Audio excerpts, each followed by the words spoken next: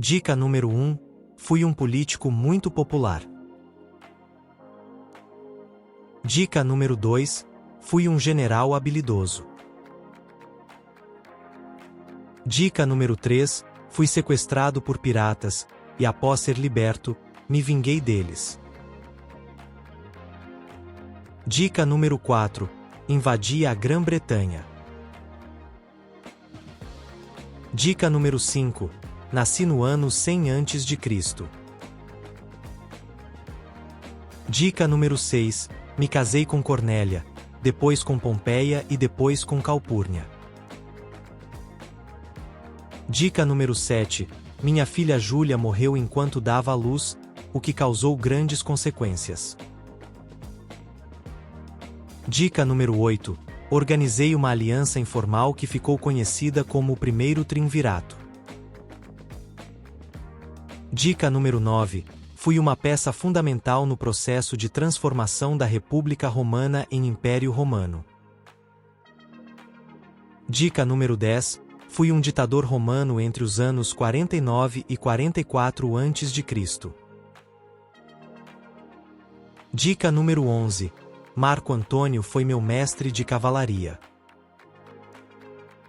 Dica número 12. Fui eleito edil, graças ao financiamento de Marco Licínio Crasso, o homem mais rico da minha época. Dica número 13. Pompeu Magno foi um dos meus grandes rivais.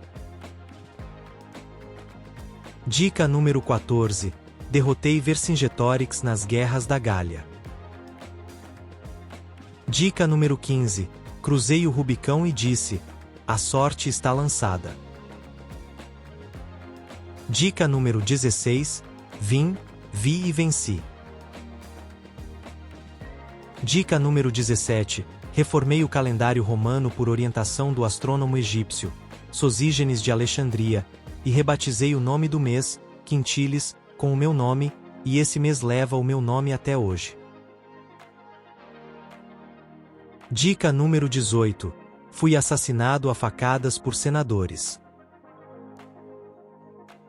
Dica número 19. Segundo Shakespeare, no momento da minha morte eu teria dito: até tu, Bruto?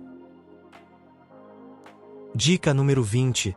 Tive um relacionamento com Cleópatra, com quem tive um filho. E aí, acertou? Parabéns para quem palpitou, Júlio César. Caio Júlio César foi uma das figuras mais conhecidas da história romana, considerado um político e um militar muito bem-sucedido. Foi assassinado ao ser esfaqueado 23 vezes por senadores, que o viam, com razão, como uma ameaça ao sistema republicano. Até a próxima rodada do jogo. Quem sou eu?